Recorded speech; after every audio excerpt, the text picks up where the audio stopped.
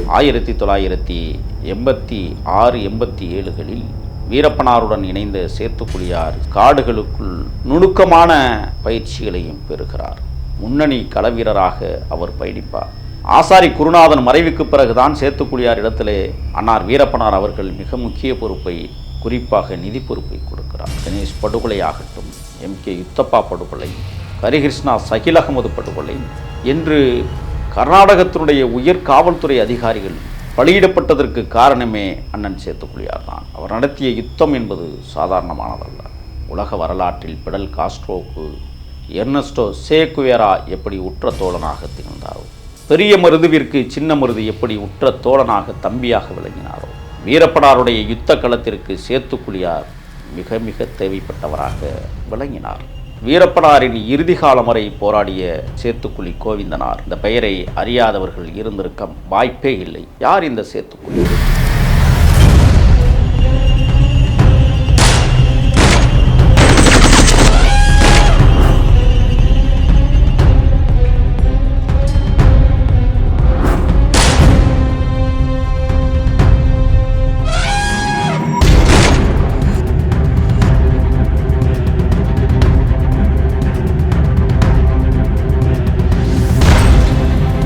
அனைவருக்கும் அன்பு வணக்கம். மேற்கு தொடர்ச்சி மலை காடுகளின் 36 ஆண்டுகால வன வாழ்க்கையை தொடங்கிய வீரப்பனார் எண்ணற்ற களங்கள், அதேபோல் எண்ணற்ற ஏமாற்றங்கள், துரோகங்கள், அவமதிப்புகள் ஒவ்வொரு நாளும் தொடர்ந்து கொண்டே வந்திருந்தது. துரோகம் மரணத்திற்கு சமமானது என்று சொல்லுவார்கள். வீழ்த்தப்பட்டதும் துரோகத்தால் தான்.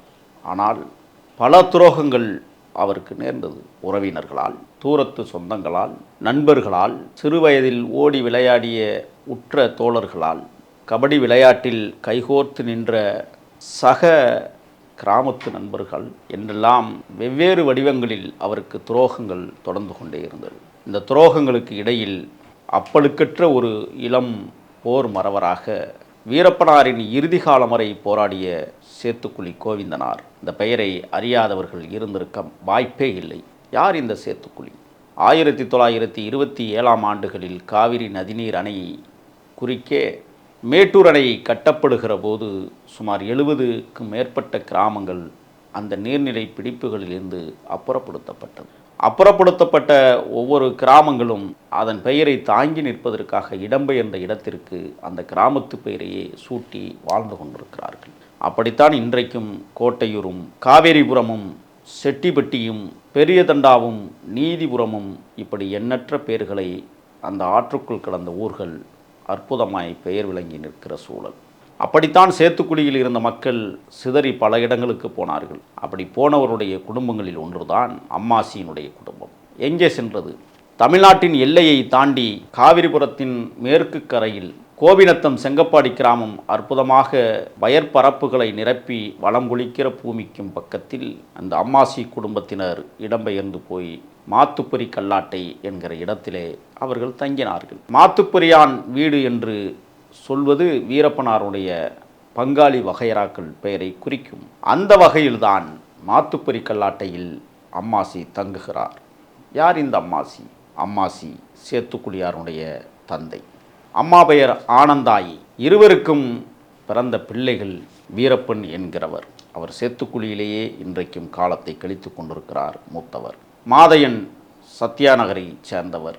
அவரும் இன்றும் நம்மோடு தான் வாழ்ந்து கொண்டிருக்கிறார், உறவாடி கொண்டிருக்கிறார். குப்பாயி மூத்த அக்கா குளத்தூருக்கு அருகில் இருக்கிற லக்கம்பட்டியில் திருமணம் செய்து கொடுத்து அங்கே வாழ்ந்து கொண்டிருக்கிறார். குழந்தை பையன் செட்டிப்பட்டியிலே வாழ்ந்தவர். சுரக்காய்மடு சம்பவம் 22 பேரை காவு வாங்கி வெடிகுண்டில் வைத்து தகர்க்கப்பட்ட கர்நாடக மற்றும் தமிழ்நாடு பேருந்துகள் தூள் துளாக்கியதில் 22 பேர் மரணமுற்றார்கள்.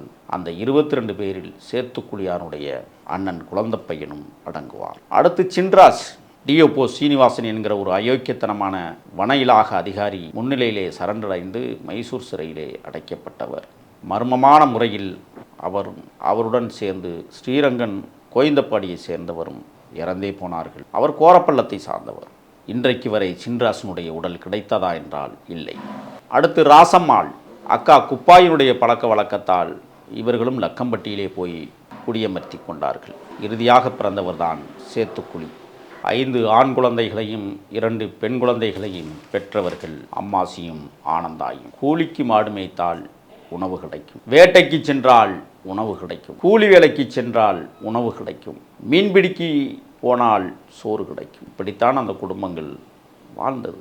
1969ஆம் ஆண்டுகளின் மே மாதத்தில்தான் இந்த 7வது குழந்தை கோவிந்தன் என்கிற அற்புத குழந்தை பிறந்தது. துடுக்காக வாழ்ந்த குழந்தை, பள்ளிக்கு போகச் சொன்னால் பயந்து கொண்டே போக மறுத்த குழந்தை, பால்வாடிக்கே ஒதுங்காத பச்சிளம் குழந்தை படிப்படியாக வளர்ந்து வருகிற சூழலில் காடுகளுக்குள் சென்று ஆடு மாடு மேய்ப்பதையே அவர் கற்றுக்கொண்டிருக்கிறார்.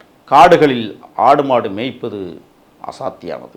காரணம், காடுகளில், அதுவும் குறிப்பாக செங்கப்பாடி காடுகளில், மலைப்பகுதிகளில் புற்கள் மிக மிக குறையும், மரங்களும் செடிகளும் தான் அதிகம். சிறு ஓடைகள் இருக்கிற ஓரங்களில் வேண்டுமானால் புற்கள் விளைந்து கிடக்கும். காட்டு விலங்குகள் அந்த ஓடைகளை நோக்கி தான் தண்ணீர் குடிக்க வரும். அந்த நேரத்தில் அந்த கொடிய விலங்குகளான புலியாக இருக்கட்டும், சிறுத்தையாக இருக்கட்டும், விலங்குகளுக்கு உணவு தேவைப்படுமானால் மாடுகளையோ அல்லது ஆடுகளையோ அடித்து தின்பதை கண்ணும் கருத்துமாக கவனிக்க வேண்டும். அதற்குத்தான் ஆட்கள் தேவைப்படுவார்கள். அப்படித்தான் சிறிய வயதில் சேத்துக்குழியாரும் செங்கப்பாடி வனத்திற்குள் ஆடு மாடுகளை மேய்க்கச் சென்ற அறியாத பருவம். ஒருமுறை சேத்துக்குழியாரை செந்நாய்கள் விரட்டியதாக சொல்லுவார். மரத்தில் ஏறிதான் தப்பித்தேன் என்று சொல்லுவார். சிறிய வயதில் வனத்தை பற்றியான அனுபவங்களை அவர் கற்றுக்கொண்டிருக்கிறார். வீரப்பனார் அவர்கள் காடுகளுக்குள் சந்தன மரங்களை அப்பாவி மக்கள் வெட்டி மொத்த விற்பனைக்கு விற்கிற போது வீரப்பனார் அந்த மொத்த விற்பனையாளராக காடு முழுவதும் தனது தொழிலை விரிவுபடுத்தினார். அதற்கு ஆட்கள் தேவைப்பட்டது. அப்பொழுதுதான் சின்ராசிடத்திலே முறையிடுகிறார். உனது தம்பியை என்னோடு வேட்டைக்கு அழைத்து விடு என்று சொல்லுகிறார். காடுகளை பற்றி நன்கு தெரிந்த சேத்துக்குழியார் வீரப்பனாரிடத்திலே போய் அவர்கள் செய்கிற வேலைகளுக்கு சிறிய பையனாக 13 வயது இளங்கன்றுவாக வேலைக்கு சேர்ந்து அவர் இடுகிற கட்டளைகளுக்கு கட்டுப்பட்டு நடந்தவர்தான் இந்த சேத்துக்குழியார். 1986-87களில் வீரப்பனாருடன் இணைந்த சேத்துக்குழியார் சிறிது சிறிதாக காடுகளுக்குள் நடக்கும் பயிற்சியையும் காடுகளுக்குள் நுணுக்கமான பயிற்சிகளையும் பெறுகிறார். குறிப்பாக ஆயுத பயிற்சியை அன்னார் வீரப்பனாரிடத்திலிருந்தே கற்றுக்கொள்ளுகிறார். அவர் முதலாக பேரல் துப்பாக்கியை தான் பயன்படுத்தியிருக்கிறார். பிறகு நாட்டு துப்பாக்கி, பிறகு இரட்டைக்குழல் துப்பாக்கி, பிறகுதான் இயந்திர துப்பாக்கிகளுக்கு அவர் இடம் மாறுகிறார். அதிகமாக யாரிடமும் பேசாத அற்புத குணம் கொண்டவர். நாம் 1 மணி நேரம் பேசினோம் என்றால் அவர் பேசுகிற வார்த்தை வெறும் 1 நிமிடங்களில் முடிந்துவிடும். மெல்லியதாய் ஒரு சிரிப்பு சிரிப்பார். அந்த சிரிக்கிற போதே அவருடைய பார்வை எம்மை கூர்மைப்படுத்தும். வானத்தில் வட்டமிடுகிற வல்லூர்களை நுணுக்கமாக கண்காணிக்கக்கூடிய வல்லமை பெற்றவர். தரைகளில் ஊர்ந்து போகிற உயிரினங்கள் விஷமற்றவையா என்பதை துல்லியமாக பார்த்தறிவார். நீண்ட நெடிய பயணமாக நடந்து கொண்டு போய் இருந்தாலும் முன்னணி களவீரராக அவர் பயணிப்பார். அவர் பயணிக்கிற போது அவருடைய கால்கள் எந்த இடத்திலும் இடராத வகையில் சுற்றிலும் பார்த்தவாறு உன்னிப்பான கவனிப்போடு வனங்களில் அவர் வலம் வருவார். மரங்களின் இலைகள் சிறிது ஒடிந்து கீழே விழுந்தாலும் அந்த சத்தத்தில் அயர்ந்து தூங்கினாலும் திடுக்கண முழித்து திரும்பி பார்ப்பார். ஒரு சின்ன பிள்ளை சமைக்கிற போதெல்லாம் பக்கத்தில் வந்து உட்கார்ந்து கொண்டு ருசி பார்த்தார். சோறு வெந்ததா இல்லையா என்பதை கரண்டியில் அள்ளி கொண்டு போய் காட்டினால் கண்களால் பார்த்து விட்டே வடி என்று சொல்லக்கூடிய பக்குவம் உள்ளவர்.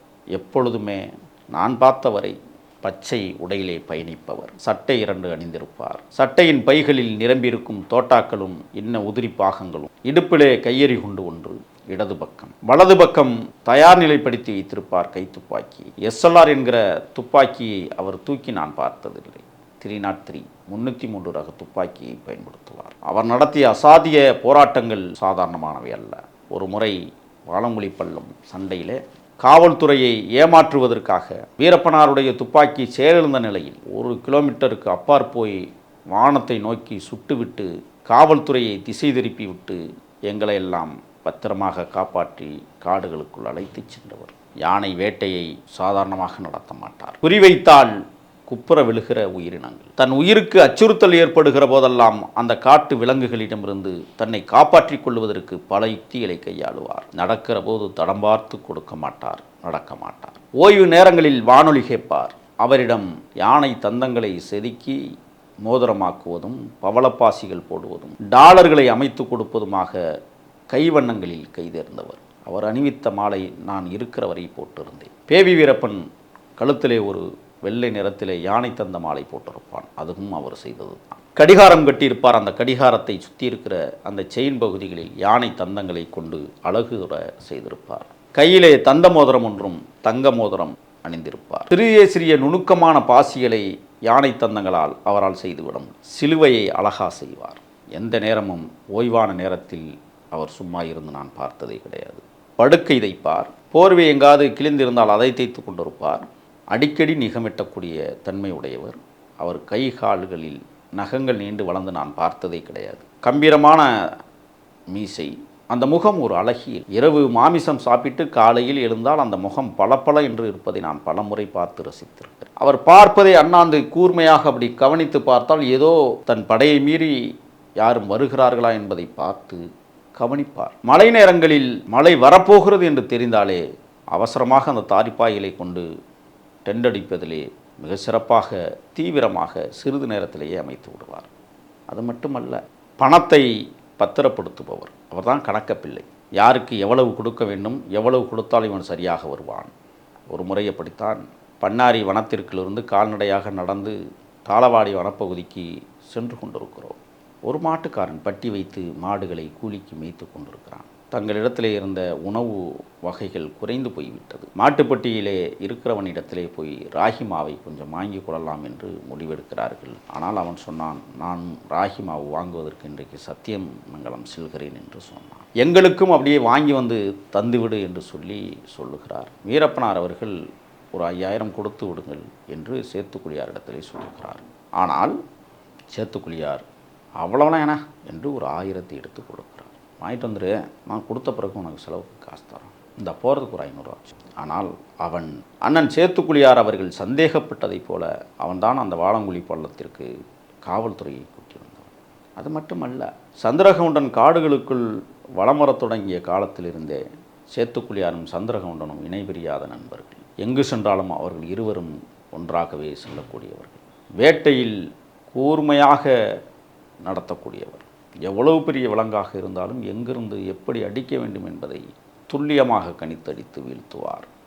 ஆசாரி குருநாதன் மறைவுக்கு பிறகுதான் சேத்துக்குழியார் இடத்திலே அன்னார் வீரப்பனார் அவர்கள் மிக முக்கிய பொறுப்பை, குறிப்பாக நிதி பொறுப்பை கொடுக்கிறார். பிறகு பேபி வீரப்பனாகட்டும், மேக்கியம் ரங்கசாமியாக இருக்கட்டும், ராசேஷாக இருக்கட்டும், இவர்கள் எல்லோரும் பயணித்தாலும் கூட அண்ணன் சேத்துக்குழியாருடைய அந்த ஆளுமை தனியாக தெரியும். அண்ணன் சேத்துக்குழியாருக்கு திருமணம் நடத்தி வைக்கப்பட்டது. அழகான மனைவி, கணவனுக்கு கட்டுப்பட்டு நடந்த மனைவி, பாசத்தோடு இருந்த மனைவி. வீரப்பனாரும் சேத்துக்குழியாரும் பொருளாதார ரீதியாக சில இடங்களுக்கு பயணிக்க வேண்டிய காலகட்டத்தில் மிஞ்சுக்குழி போலியில் வீரப்பனாருடைய மற்ற தளபதிகளும் வீரப்பனாருடைய மனைவி முத்துலட்சுமியும் சேத்துக்குழியாருடைய மனைவியும் தங்கியிருக்கிறார்கள். சேத்துக்குழியாரின் மனைவி நிறைமாத கர்ப்பிணி. ஆனால் மிஞ்சுக்குழி போலி தாக்குதல் என்பது வரலாற்று முக்கியத்துவம் வாய்ந்தது. அதிரடிப்படையும் உலங்கு வானூர்திகளின் மூலமாக கண்காணித்து வீரப்பனாருடைய படையை சிதறடிக்கிறது அதிரடிப்படை, இல்லை அட்டூழிய படை. அதிலே சேத்துக்குழியாருடைய மனைவி நிறைமாத கர்ப்பிணியாக இருக்கிற போதே சுட்டு கொல்லப்பட்டார். அதற்கு பிறகுதான் அண்ணன் சேத்துக்குழியார் தீவிரமான நடவடிக்கைகளில் இறங்குகிறார். அவர் நடத்திய யுத்தங்கள், தினேஷ் படுகொலை ஆகட்டும், MK யுத்தப்பா படுகொலை, ஹரிகிருஷ்ணா சகில் அகமது படுகொலை என்று கர்நாடகத்தினுடைய உயர் காவல்துறை அதிகாரிகள் பலியிடப்பட்டதற்கு காரணமே அண்ணன் சேத்துக்குழியார் தான். அவர் நடத்திய யுத்தம் என்பது சாதாரணமானதல்ல. பேபி வீரப்பன் தனது அணியிலிருந்து பிரிந்து போக முயல்கிறான் என்று தெரிந்ததற்கு பிறகு வீரப்பனார் கூட சற்று தடுத்து பார்த்தார்.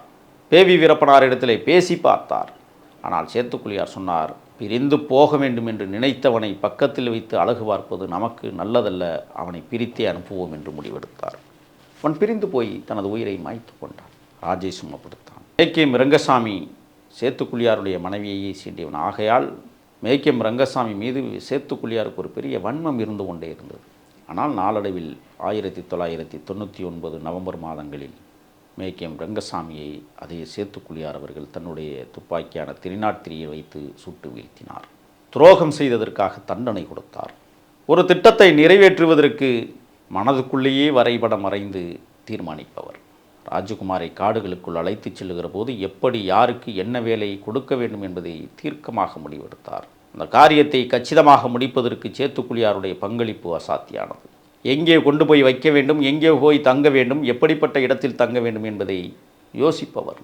6 மாதம், 1 வருடம், 5 வருடம் என்று கடந்து போன காலச்சூழலிலும் தான் புதைத்து வைத்த பொருளை துல்லியமாக போய் கண்டறிந்து அந்த பொருள்களை எடுத்து சமையலுக்கு பயன்படுத்த அனுமதிப்பவர். சேத்துக்குழியார் என்பது வீரப்பனாருக்கு ஒரு நகத்தையும் சதையையும் போல காட்சியளித்தவர். எண்ணற்ற தியாகங்களுக்கு சொந்தக்காரர். இன்றும் செங்கப்பாடியில் அவருடைய வீடு அனாதரவாய் இருக்கிறது. யாரும் அங்கு வசிக்கவில்லை. சேத்துக்குழியார் வீரப்பனார் இடத்திலே தன் இறுதி மூச்சு வரை நினைபிரியாமல் வாழ்ந்து வந்தவர். துடுப்பில்லாத படகுகளை, பரிசல்களை காவிரி ஆற்றில் கைகளாலேயே ஓட்டி கடந்து செல்லக்கூடிய வல்லமை பெற்ற ஒரு மாபெரும் தளபதி சேத்துக்குழியார். தன் மூட்டையை தூக்கி முதுகில் சுமந்து அவர் நடக்கத் தொடங்கினால் அந்த கம்பீரம் காடுகளில் தனியாக காட்சி தரும். எதையும் செய்ய வேண்டுமானால் இறுக்கமாக, தீர்க்கமாக, உறுதியாக, இறுதியாக செய்யக்கூடிய வல்லமை பெற்றவர். ஆக சேத்துக்குழியார் என்பது வீரபாண்டிய கட்டபொம்மனுக்கு ஊமைத்துறை எப்படி துணையாக நின்றாரோ, ஏன் உலக வரலாற்றில் பிடல் காஸ்ட்ரோவுக்கு எர்னஸ்டோ சே குவேரா எப்படி உற்ற தோழனாக திகழ்ந்தாரோ, பெரிய மருதுவிற்கு சின்ன மருது எப்படி உற்ற தோழனாக, தம்பியாக விளங்கினாரோ, வீரமங்கை வேலு நாச்சியாருக்கு எப்படி குயிலி தன் படையை வழிநடத்தக்கூடிய வல்லமை பெற்றவராக விளங்கினாரோ, தமிழீழ தாயக விடுதலைக்காக மேதகு எந்த களத்தில் நின்று போராடி கொண்டிருந்தாரோ அதற்கு ஈடு இணையாக அம்மானும் எப்படி உற்ற தோழனாக களத்தில் நின்று பல வெற்றிகளை குவித்தாரோ, அதைப்போல வீரப்பனாருடைய யுத்த களத்திற்கு சேத்துக்குழியார் மிக மிக தேவைப்பட்டவராக விளங்கினார். தனது இறுதி காலங்களில் வீரப்பனாருடன் இணைந்து கோவிந்தப்பாடி அருகில் இருக்கிற வனங்களுக்குள் சில காலம் வாழ்க்கையை நகர்த்திவிட்டு செங்கப்பாடிக்குள் சில காலம் ஆழ்ந்து பெண்ணாகர மனத்தை சுற்றி இருக்கிற பகுதிகளில் இறுதி மூச்சை அடக்கியவர். அவருடைய செயலாற்றல் காவல்துறைக்கு மிகப்பெரிய கோபத்தை வைத்திருந்தது. ஆகையால் தான் வீரப்பனாரை உயிரோடு வைத்து சிதைக்கிற போது சேத்துக்குழியாரை வீரப்பனாரை விட காவல்துறை சிதைத்ததாக செய்திகள் இருக்கிறது. உச்சந்தலையிலிருந்து உள்ளங்கால் வரை இருக்கிற எலும்பு கூடுகளை சம்மட்டிகள் கொண்டு அடித்து நொறுக்கி தூள் தூளாக்கினார்கள். வீரப்பனார் அசைக்க முடியாத ஒரு வரலாற்று பொக்கிஷம் என்றாலும் அவருடைய வாழ்வியலுக்கு துணையாக நின்ற மாபெரும் புரட்சியாளர். தோளுக்கு தோளாக நின்று துணை கொண்டவர் அண்ணன் சேத்துக்குழியார். சேத்துக்குழியார் வரலாறு என்பது அவர் இறந்ததற்கு பிறகு கூட காவல்துறை அவருடைய எலும்புகள் கூட மிச்சம் இருக்கக்கூடாது என்பதற்காக லாரி டயர்களை கொண்டு வந்து அடுக்கி அதற்குள் உடம்புகளை போட்டு தீ வைத்து கொளுத்தி சாம்பலாக்கிய அவலக்கொடுமை. எந்த விதத்திலும் சேத்துக்குழியாரின் தடயங்கள் கிடைத்துவிடக்கூடாது என்பதிலே கண்ணும் கருத்துமாக அன்றைக்கு இருந்த அதிரடிப்படையினுடைய அயோக்கிய படை கண்ணும் கருத்துமாக செயல்பட்டது. செங்கப்பாடியில் பிறந்த சேத்துக்குழியார் இன்றைக்கு செட்டிப்பட்டியிலே அடக்கமாயிருக்கிறார் என்பதுதான் நிதர்சனமான உண்மை. அவருடைய பேராற்றல் மிகுந்த அந்த பெரும் போர், அவருடைய துல்லியமான பார்வை, நேர்மைக்கு இலக்கணமாக விளங்கிய சேத்துக்குழியார் இன்றைக்கு வயது 56 தொட்டிருக்கிறது. அவருக்கு செம்மார்ந்த வீர வணக்கம். நன்றி.